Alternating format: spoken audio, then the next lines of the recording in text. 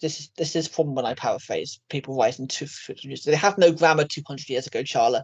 It's not my They had fault. no grammar. You know what we should do? We should after this we can make like a bloopers reel. introduction or a bloopers reel, but also Yeah. we put something at the top of the episode and say we're going to read quotes by people from this time, and they hated grammar at that time. Yeah, and they have no grammar.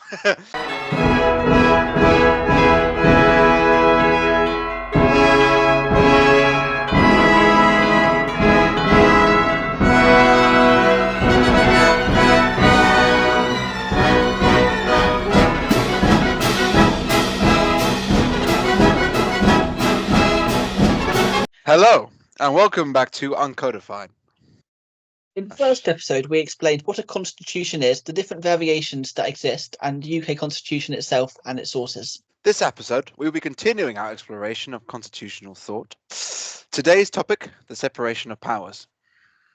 To do this, we will be exploring philosophers, lawyers, and other constitutional figures that have greatly influenced this doctrine that has been so key to Western political thought: John Locke, Montesquieu, William Blackstone, and we will briefly talk about the Federalist Papers, specifically by Hamilton and Madison. And now moving on. So, the government is widely considered as consisting of three branches: the executive, the legislature, and the judiciary. An executive is the part of government that enforces the law, and in Britain, this consists of the king or the monarch, the prime minister and their cabinet, as well as other ministers alongside the civil service. This also includes institutions controlled by the state for the purpose of law enforcement or defense, such as the police or army. So, a legislature is the organ of government that makes the law and often fulfills a role of holding the executive to account through scrutiny of its actions and bills which it attempts to pass. In Britain, this is fulfilled by Parliament consisting of two chambers, the House of Commons and the House of Lords. A legislature with two houses is sometimes called a bicameral legislature. The judiciary is made up of a hierarchical system of courts which interprets the law. Through both criminal and civil cases, a judge's interpretation of law can be described as the creation of new law, as the interpretation sets new precedent for how a law is supposed to function or fill gaps which law does not foresee. For a large part of British history, most laws created by judges in this manner, which is known as common law. Common law is separate from laws passed by parliaments, which are called statutes. The separation of powers is a doctrine at its most basic that requires that these three parts of government, executive, legislature, judiciary, be held by different individuals and institutions which have checks and balances on each other to avoid a situation where the government can act tyrannically. The Constitution of the United States was specifically designed on this principle. The powers of each branches are laid out clearly in separate articles, with powers divided in such a way that each branch is dependent on the other to function as well. For instance, the president, who is the head of the executive, can veto laws passed by Congress, at which point, if Congress can muster a two-thirds majority in both chambers, it can overturn that veto. The judiciary can also intervene by declaring a law to be unconstitutional. They are in turn checked by members of the Senate, who are nominated by the president and confirmed or rejected by the Senate. Another example in foreign policy is that while the president has command of the armed forces, only Congress has the authority to declare war. The Senate also has the power to confirm or reject treaties signed by the president. Additionally, in the US Constitution, there are limitations placed so that a member of Congress cannot simultaneously be a judge or a member of the cabinet. The one exception being the vice president, who is the president of the Senate and so has the deciding vote in the event of a tie. Between the two houses of Congress, there are also checks and balances. These are modelled on the British House of Commons and Lords. For instance, only the lower chamber of both legislatures, so the House of Commons and House of Representatives respectively, can initiate a budget or a money bill, whilst until recently, both of those upper chambers exclusively, so the Lords and the Senate, had a judicial function to fulfil. Both chambers need to accept a bill for it to become a law. The British system, however, is not based on the separation of powers, but the doctrine has considerable influence, especially since 1997. Instead, in the UK, we have a fusion of powers with the executive, the legislature, and until recently, the judiciary, all to one extent or being conglomerated in Parliament, making Parliament sovereign. So, unlike in America, the Prime Minister is required to sit in Parliament alongside members of the Cabinet. In the same way, it's also important to note that the monarch is deeply tied into each branch of government, given assent to laws. The executive is His Majesty's government. The Prime Minister is asked by the King to form a government in their name, and the courts are an extension of the King's justice, which is why criminal cases are referred to as Rex or Regina versus Smith, because it's the Crown Prosecution Service. As we will see later in the series, there are a few clear demarcations of power. Power is spread in a variety of places in the courts, Parliament, local government, devolved administrations, and across government. So we're going to move on now to Philosopher's Corner to discuss the gentlemen who are best known for developing this idea. John Locke, and forgive me for my pronunciation here, but Charles Louis II Baron de la Brede de Montesquieu. Thank you. John Locke and Montesquieu were philosophers of the 17th and 18th century, who between them wrote treatises on law and the importance of the separation of powers in government. These treatises went on to majorly influence the political revolutions of the 18th century. The US Constitution in 1787, for one, and also the French Revolutionary Constitutions of 1791 and 1793. And so we can all agree that they had a major impact on the contemporary world. So Locke was writing at the climax of a 78-year-long series of constitutional explosions, which transferred power firmly from the monarch to the Parliament, and specifically an increasingly powerful House of Commons. He was writing in defence of the Glorious Revolution of 1688 in response to authors who had been in favour of an absolute monarchy, namely Robert Filmore and the famous Thomas Hobbes. Locke believed that the legislature ought to be the most powerful of the three branches. While this is clearer in the US system, it is also seen through the doctrine of sovereignty of Parliament, which predates Locke back to the British Civil Wars of 1640 to 1660. So he describes the establishment of a legislative power as the first and fundamental positive law of all commonwealths. He argues that it is the supreme power in the Commonwealth and that no other power should be able to create law, as the legislature has been chosen by the Commonwealth and carries it with the consent of society. A quick side note here, when he says Commonwealth, he's using the term that we would now call a state. Locke argues that without a legislature to create laws, arbitrary power will make a functioning society or government impossible, and that a magistrate, otherwise an executive, who is unrestrained by such laws would be worse than a state of nature, which, understood in his way of saying it, is a state of anarchy or lawlessness. And therefore, whatever form the Commonwealth is under, the ruling power ought to govern by declared and received laws. As the purpose of government's power is to benefit society, that power needs to be channeled through the laws which clearly demarcate the rights and duties of the ruled and the limits of the government. Locke has a lot to say about the role of the legislature, but to keep to the separation of powers, let's use the summary he gives us in paragraph 142. Charlotte, give it away. Thank you very much. Let's give it a go. The legislative power of every commonwealth in all forms of government. First, they are to govern by promulgated established laws, not to be varied in particular cases, but to have one for rich and poor, for the favourite at court and the countryman at plough. Secondly, these laws ought to be designed for no other end ultimately but the good of the people. Thirdly, they must not raise taxes on the property of the people without the consent of the people given by themselves or their deputies. Fourthly, legislative neither must nor can transfer the power of making laws to anybody else, or place at anywhere but where the people have. So Locke argues that if this supreme legislative power also had the power to enforce the law, it would lead to corruption, as the members could exclude themselves from the rule of law and become a privileged class. Therefore, the members must be subject to the laws they make following the dissolution of that legislature. The fact that the legislature cannot enforce the law means that there needs to be a permanent power to enforce the law, separate from the legislature, which is the executive. Locke did not consider the judiciary to be one of the three major branches, but instead defined powers as executive, legislative, and federative. The federative power refers to the power to direct foreign policy, which he distinguishes from the executive as the execution of municipal laws to the security of the public from outside. He acknowledges that whilst these two separate powers are usually united in one institution, he regards it as impractical to separate them.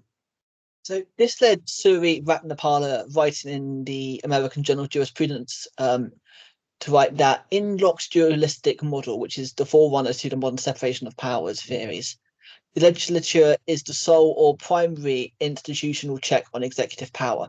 That being said, the US Constitution acknowledges legislative power and provides checks to it by splitting it between Congress and the presidency.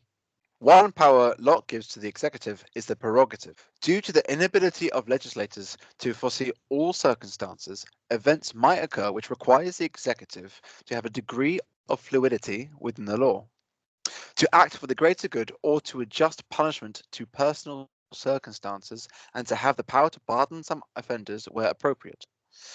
He often refers to the executive as the magistrate, which implies that he views these judicial elements as part of the executive. Okay, so now we'll go moving on to Montesquieu. So Montesquieu is writing 60 years after Locke in 1748 in a different political context. France was an absolute monarchy. He is widely regarded as having a deep respect for the legal structure of the English Constitution and its separation of powers, but he does have some doubts as to the extent that the separation of powers are actually in the British system at the time he's writing. So Montesquieu argued that in every government there are three sorts of power: the legislative, the executive, which he divides between the management of foreign policy and the domestic governance mirroring Locke. Montesquieu, however, recasts the domestic elements of the executive as the judiciary, which is concerned with the punishment of criminals and resolving disputes between individuals. Montesquieu also argued that when two or more of these branches of government were merged into one, there could be no liberty. That if one body controlled both the executive and legislature, they could pass tyrannical laws which could then be enforced tyrannically. Similarly, if the judiciary were merged with the legislature, the judge would be writing the law upon which they determined. And if the judge were merged with the executive, the judge would be more likely to pass harsh sentences. The extent to which Montesquieu imagines the judiciary as a co-equal branch of government has been questioned. Stewart argues that Montesquieu dismisses the idea of a separate judiciary in favour of a division of powers between the executive and two separate legislatures. However, Montesquieu goes on to describe the limited role that nobility should play in the legislature, and how, if not in the hands of a monarch, executive power should be split between members of the legislature, which mirrors the House of Lords, and the infant cabinet government of 1748 precisely. So perhaps as he is writing on the English Constitution, he is reflecting the reality of the power structure of the time rather than dismissing the concept. Additionally, as we will see later, Montesquieu inspired the works of other prominent thinkers, which gives us our modern definition of the doctrine. To imagine that Montesquieu gave us the whole picture 270 years ago would be quite erroneous. Something to be clear about is that neither Locke or Montesquieu were arguing specifically in favour of a democracy in the modern sense. Locke is very clear that when he is referring to a commonwealth, he is not referring to a specific form of government, but the group of people who emerge from a Hobbesian state of nature in order to create a society, whatever form that may take. This should not be misconstrued that Locke was opposed to democracy. He argues that the ultimate check on the legislature is the people that makes up the Commonwealth, that the people have a supreme power to remove or alter the legislature when they find the legislative act contrary to the trust reposed in them. But this is a literal form of the Greek demos kratos, people power. Locke goes on to say that the community perpetually retains the supreme power of saving themselves from anybody who threatens the liberties or properties of the subject, i.e., citizen. While this could be interpreted as regular elections, this has a far more revolutionary zeal of a people's right to dissolve their governments when their fundamental rights are threatened by their governments.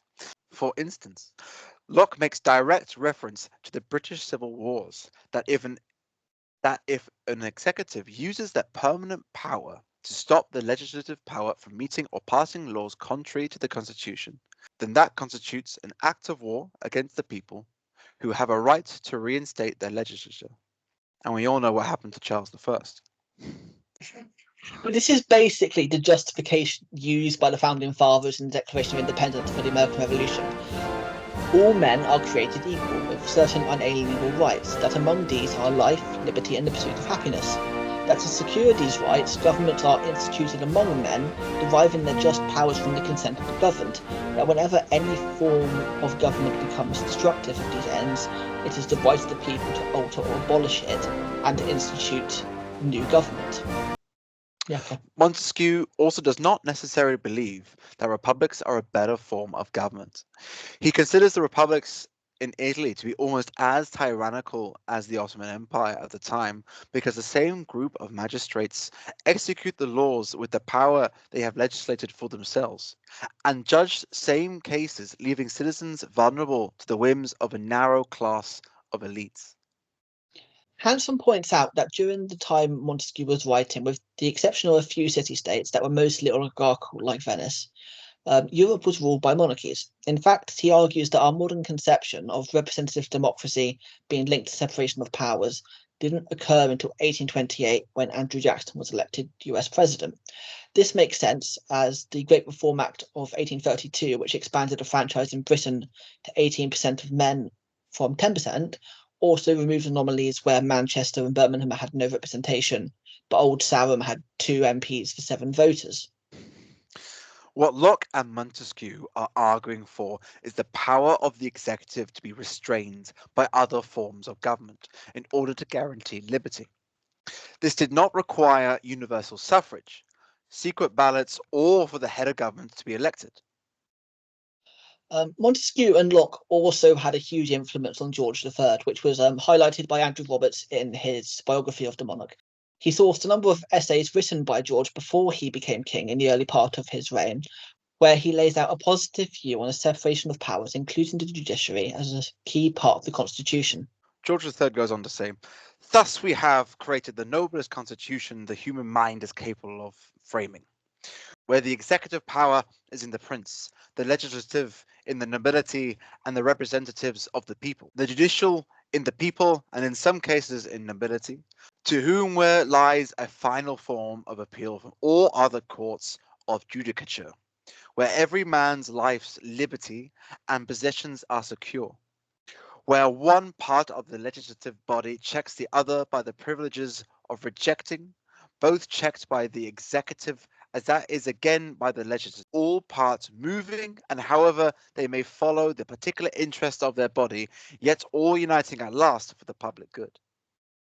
So Robert makes the point that if you replace prince with president, nobility with senate, you get something remarkably similar to the US Constitution coming from the pen of the tyrant, which they would rebel against, 16 years later.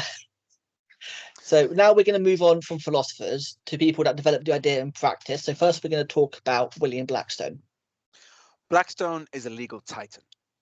His commentaries are seen as the authority on law, which could be quoted in court alongside common law and statutes. In 1765, he published his Commentaries on the Law of England. Most of his work is based on law, but he does address the separation of powers as it relates to the British Constitution. So Blackstone argues that while it is necessary for the Constitution that there is some executive presence in legislature, he also acknowledges that a total union of those two branches would constitute tyranny. He also made an important step in recognizing the importance of an independent judiciary. Blackstone states, political liberty cannot subsist long in any state unless the administration of common justice be in some degree separated both from the legislative and also from the executive power. Were it joined with the legislative, the life and liberty and property of the subject would be in the hands of arbitrary judges, whose decisions would then be regulated only by their own opinions and not by any fundamental principles of law. Were it joined with the executive, this union might soon overbalance the legislature.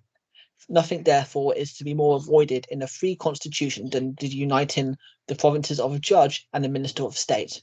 While Locke and Montesquieu acknowledges the judiciary theoretically as a co-equal branch of government. It is not until the American Revolution and the establishment of the federal government that an independent judiciary's role in a system of checks and balances become political canon. In the Federalist Papers, which is a series of essays written in favour of ratification of the US Constitution, Hamilton makes the argument as to why the court should be able to challenge the acts of Congress if they are contrary to the Constitution. Hamilton views the judiciary as the weakest of the three branches, as it doesn't have the ability to threaten rights as long as it is distinct from the other branches. He uses the same quote of Montesquieu Stuart: the three powers above mentioned, the judiciary is next to nothing, but he takes a different interpretation that seems to be inspired by Blackstone, that preventing the judiciary from being overpowered by other branches by gifting judges permanency in office is an indispensable ingredient in its constitution and the citadel of the public justice and the public security. The thing that solidifies the judiciary, in Hamilton's view, is the codified nature of the US Constitution. Because the Constitution specifies that there are things that Congress cannot do, as laid out in Article 1, Section 9, such as suspending habeas corpus or passing a bill of attainder. There have to be courts to ensure that Congress does not overstep its powers, otherwise the Constitution would soon become a paper tiger. Hamilton also addressed the concern that the ability to declare laws void would make the court superior to Congress by advocating for constitutional sovereignty, that the Constitution is a fundamental law, and like all law, it is up for judges to interpret its meaning. When the statutes clash with the Constitution, it's the duty of judges to protect the Constitution. He stated that that independence of judges is required to guard the Constitution and individual rights, and particularly from temporary powers granted from a controlling majority in Congress, in which the rights of minority groups could be eroded. This being said, the actual text of the Constitution does not explicitly grant a specific power of judicial review on the actions of the government. It is accepted by constitutional law scholars that this power originated in Marbury v. Madison, 1803, where the Supreme Court granted itself the powers of judicial review, more specifically the power to declare acts of the federal government to be unconstitutional. In this case, Chief Justice Marshall ruled that the Constitution took precedence over any law that was passed by Congress. He further ruled that the judiciary was obliged to follow the Constitution over Congress, and that it must have the power to interpret whether acts of Congress were unconstitutional. The effect of this ruling was to solidify the independence of the judiciary and prevent Congress from being able to change the jurisdiction of the court. So now on to France, because when we're doing England and US, we'll not include France, so we'll be lonely otherwise. So by the time we get to 1791 and the French Constitution that followed the First Revolution, the doctrine has become widespread, including the importance of an independent judiciary. Sorry. Title 3 of that constitution explicitly lays out the separation of powers very clearly between the King, National Assembly, and elected judges. Section 3, which covers the election of representatives, states that the ministers and other agents of executive power shall have to choose between their office and a representative to the Assembly. It also states that performance of judicial duties is incompatible with those of performance of judicial duties is incompatible with those of representatives of the nation throughout the entire duration of the legislature.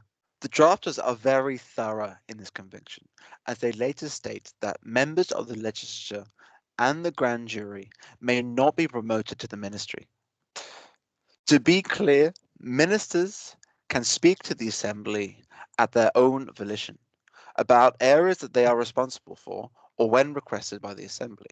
Severe actions such as declaring war required that the king work in unison with the legislature, with the declaration continuation of war and negotiation of peace and the demobilization of troops being split between the two branches. Other aspects of the federative power resides with the king, but treaties require ratification by the legislature. In passing bills, the king can delay the bill, throw it like a veto, but if two subsequent legislatures pass the same bill, then it passes regardless. The 1791 Constitution is a fascinating document, which I highly recommend if it interests you. But we really should not get too bogged down in history. And now that we have established what the separation of powers is and how it formed over the long 18th century, which is the term used by historians to describe the period between 1688 and 1815, by the way, we should answer the next question. Does it actually apply to Britain? Because if it doesn't, we've kind of been wasting your time, haven't we? But it does. The three branch separation of powers is a system that has often been implemented when a country is started from scratch or reinventing itself, which is not something that Britain has done since 1688. Britain, therefore, has a more evolutionary model where we dynamically share power across institutions in a way which is different from the common interpretation of Montesquieu's model. While the separation of power in the UK does not have a neat division between the executive, legislature, and judicial powers, there are clearly defined checks and balances that have developed and increased over time. The most obvious being the requirement for a bill to be passed by both houses of parliament and then signed by the monarch before it can become law. The courts also have a long history of restraining the monarch. In 1610, the Proclamations case placed restrictions on the powers that the monarch and later the government could use through the royal prerogative, which are referred to today as the Henry VIII powers. For example, the Miller case 2017, where the Supreme Court stated that the government could not activate Article 50 to withdraw from the EU without a vote in Parliament, regardless of the referendum. In the Federalist Papers, Madison does an excellent job of describing the UK Constitution and the way in which the separation of powers can be interpreted in different ways. To begin with, Madison established that the British Constitution was the standard used by Montesquieu of a constitution, in the same way that Homer influenced epic poetry. So Madison argued that Montesquieu did not advocate absolute separation, and despite the presence of the executive in both the legislature and the judiciary, and the role that the House of Lords played in the judiciary at the time, there still existed a separation of powers in the British system. The monarch could not make a law without Parliament. The legislature could not act judicially, impeachment, without both houses working together, and so power did not reside in one body. He goes on to describe how the various state constitutions often have certain roles and individuals that cross over between the different branches, but nevertheless the doctrine of separation of power is maintained because no one individual or body has the power over two or more branches of government. It is often said that the UK has a fusion of powers in the institution of Parliament, rather than a separation of powers. Until recently, the highest members of the judiciary and the executive had seats in Parliament. That the King in Parliament, i.e., the combined actions of the Commons, the Lords, and the Crown statutes, were sovereign rather than a codified constitution. This meant that Parliament has theoretically the power to do anything, including extending or reducing the term at which it sits, as was done in 1716, when parliamentary elections were changed from occurring every 3 years to every 7 years. A difference from the American model is that Britain does not have, as Hamilton put it, a limited constitution. There isn't a firm set of rules in regards to laws our legislature cannot pass. So if there is no written constitution which can be regarded as a fundamental law and Parliament is viewed as sovereign, the power of the courts in the UK has significantly less force than they do in the US. Whilst it would have the potential to cause a constitutional crisis and might be challenged through common law radicalism, Parliament can abolish the Supreme Court, alter its own structure, such as in 1999 House of Lords Reform Act, or even grant dictatorial powers to the executive. In fact, it was for this reason that in 1976, former Lord Chancellor Hailsham gave a lecture on the BBC warning of an elected dictatorship, in which he argued that Parliament is largely in the hands of the government machine, so that the executive controls the legislature and not vice versa. There is also a convention of partial separation of personnel, which is in the UK system, which is similar to the 1791 French Constitution. As mentioned above, after 2009, the court in the House of Lords, which was the highest court, was separated into a separate institution, the Supreme Court, and members of the Supreme Court can no longer sit in the upper chamber, removing any direct influences of judges in creating statutes. Members of Parliament are forbidden from holding an office granted to them by the monarch, which might lead them to be unduly influenced. As an executive power has transferred from Buckingham Palace, this separation is more symbolic. This is why when an MP wants to retire, they have to be granted an honorary title as a technicality. This works twofold, as it is part of another convention that MPs can't be removed from office. So now we're going to delve into a bit more into the idea of the fusion of powers. So one of the great authorities of our constitution, Bagehot, in 1867, writes the English constitution is based on the fusion of the executive and legislative branches, with the cabinet being the linking branch, as it and other ministers are selected as a committee to form the executive. He challenges the idea that Americans were copying the English constitution when instituting the separation of powers. He argues that in the United States, where powers are not explicitly given to the federal government, they remain within the states. Political fact is found in local government, which he blames for causing the Civil War, as the federal government was unable to deal with slavery. Additionally, at the time Bagehot was writing, the federal government did not have the power to determine who had the right to vote in federal elections, and that power was given to the states as a collective. He goes on to discuss the way that sovereignty is split between state and federal governments, and further split between Congress and the president, and how changing the constitution requires 2/3 of Congress and 3/4 of the state legislatures. Perfect.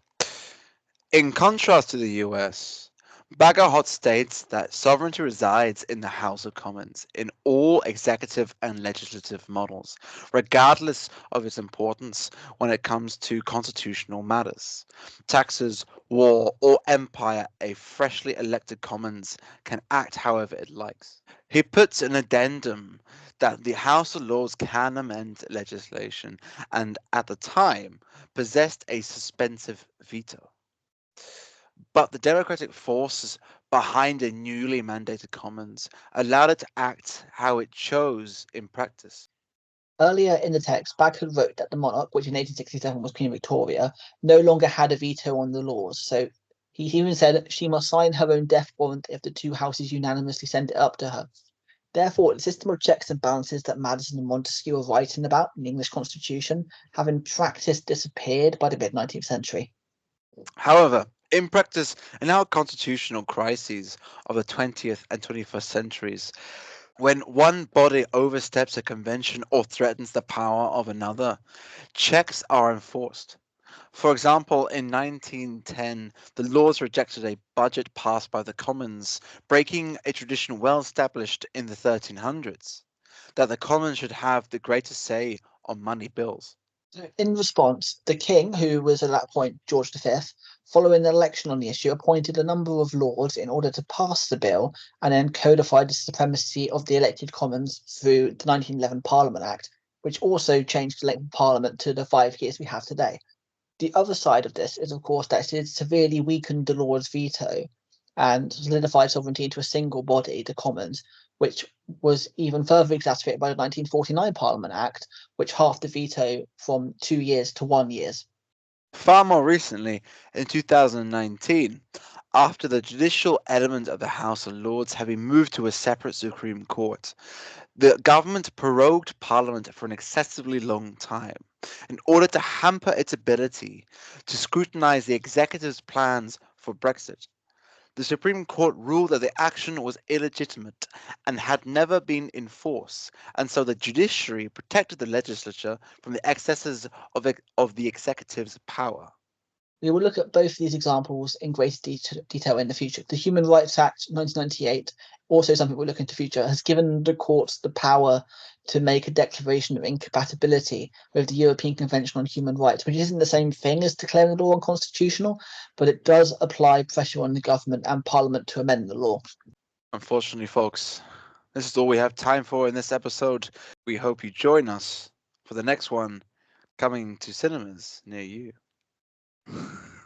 Disclaimer, it won't be coming towards cinemas because we don't have that sort of budget, Charla. I'm afraid we just don't. All right. But we really are happy that you guys have stayed around for this long, because let's face it, it's a hugely long episode.